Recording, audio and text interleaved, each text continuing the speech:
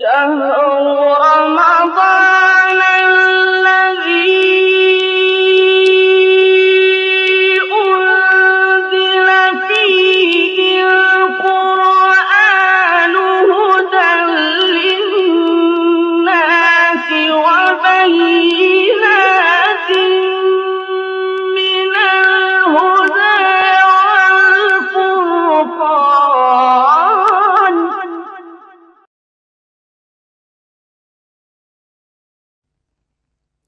اعوذ باللہ من الشیطان الرجیم. بسم اللہ الرحمن الرحیم. الحمد للہ رب العالمین ثم الصلاۃ والسلام علی اشرف الانبیاء والمرسلین. اللہم صلی علی محمد وآل محمد وعجل فرجہم. ناظرین کرام، یہ سلسلہ گفتگو جو ہمارا شروع ہوا ہے، انشاءاللہ آج ہم گفتگو کریں گے سورہ قدر اور سلسلہ امامت پر، کہ یہ سورہ قدر کس طریقے سے سلسلہ امامت، سلسلہ حجت کو بیان کرتی ہے کہ پیغمبر اکرم کی جانشین اور اس کے وسیع کا سلسلہ کس طریقے سے استمرار پیدا کرتا ہے، یعنی اس کا وجود ہمیشہ سے تھا اور ہمیشہ رہے گا. یہ تمام اوصیہ کا جو سلسلہ ہے، یہ پہلے قسط میں بیان کیا گیا کہ یہ شروع سے ہے، یعنی ابتدائے خلقت سے ہے، کہ جب شب قدر کا وجود ہوا اسی وقت سے صاحب شب قدر کا بھی وجود ہے. ایسا نہیں کہ شب قدر ہو اس میں مقدرات کو نازل کیا جائے لیکن کوئی صاحب شب قدر نہ ہو کہ جس کے سامنے فرشتے ان مقدرات اور تقدیرات اور اسرار کو لے کر نازل ہوتے ہیں، وہ نہ ہو، ایسا نہیں ہو سکتا. بہرحال سورہ قدر کی آیات کے سلسلے میں اور اس کے سلسلے میں جو روایات وارد ہوئی ہیں، اس سے یہ بخوبی اندازہ لگایا جا سکتا ہے کہ جس طریقے سے شب قدر کا وجود ضروری اور لازم ہے، ویسے ہی بعین ہی امام زمان کا، صاحب شب قدر کا بھی وجود ضروری اور لازم ہے. ورنہ سوال یہی پیدا ہوگا کہ یہ جو فرشتے نازل ہوتے ہیں کہاں نازل ہوتے ہیں؟ یہ کس کے اوپر؟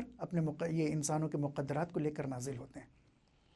اب آئیے اس کا تھوڑا سا مطالعہ کیا جائے اور اس مطالعے کے بعد ہم یہ اس نتیجے پر پہنچیں کہ شب قدر کے وجود کے ساتھ جو ہمارے امام کا وجود ہے وہ کس طریقے سے مؤثر ہے انسانوں کے لیے اور اس پروردگار کی مخلوقات کے لیے.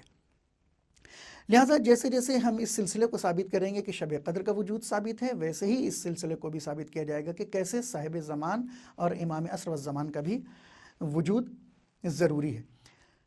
روایت ہے امیر المؤمنین علی ابن ابی طالب علیہ السلام سے. آپ سے ایک روایت جو بیان کرنا مقصود ہے وہ یہ کہ ایک مرتبہ آپ نے ارشاد فرمایا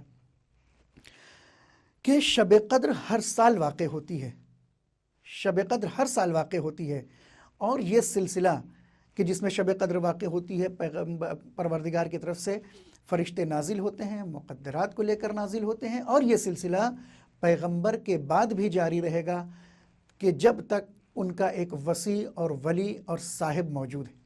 راوی پوچھتا ہے کہ ان کا وصی اور صاحب کون ہے؟ تو فوراً آپ نے ارشاد فرمایا کہ میں وصی ہوں، میں صاحب ہوں، میں ہی ولی ہوں، اور میرے بعد آنے والے 11 امام جو ہماری نسل سے ہوں گے. دیکھا آپ نے کس طریقے سے امام نے بتایا کہ شب قدر کا وجود صرف پیغمبر کے زمانے سے مخصوص نہیں ہے بلکہ اس کا وجود آنے والی نسلوں سے بھی ہے تا قیام قیامت جس کا استمرار رہے گا. خوب، اس کے بعد جو بہت زیادہ اہم بات ہے، یعنی اس صرف سورہ قدر کے لیے جو سب سے زیادہ اہم ہے کہ جس کو ہم مرتبط کر سکتے ہیں اپنے وقت کے امام سے، وہ یہ ہے کہ بہت زیادہ روایت ایسی وارد ہوئی ہیں کہ جس میں اس بات کی سفارش کی گئی ہے کہ اے میرے شیعوں، اگر تم چاہتے ہو کہ ہماری وصایت کو، ہماری امامت کو اور ہماری ولایت کو ثابت کرو تو تمہارے سامنے سب سے بہترین، متقن اور سب سے قوی اور محکم دلیل جو ہے وہ سورہ قدر ہے. امام باقر علیہ السلام سے یہ روایت ہے. آپ نے ارشاد فرمایا اے میرے شیعوں، اگر تم چاہتے ہو کہ تم مناظرہ کرو اور مناظرے میں ہماری وصایت اور ہماری ولایت کا اس بات کرنا چاہتے ہو تو سورہ قدر کو پیش کرو. انشاءاللہ تم کبھی ناکامیاب نہیں ہوگے. کیوں؟ اس کی دلیل بھی امام نے دی. دلیل یہ دی کیونکہ پروردگار پیغمبر اکرم کے بعد جو اللہ کی مخلوق کے اوپر حجت ہے اللہ کی طرف سے، وہ یہ سورہ قدر ہے. اور یہ سورہ قدر ایسی ہے کہ یہ سورہ قدر ہی تمہارے دین کی سید و سردار بھی ہے اور ہمارے علم کی معدن اور ماوا بھی ہے، اور یہی ہمارے علم کی انتہا بھی ہے.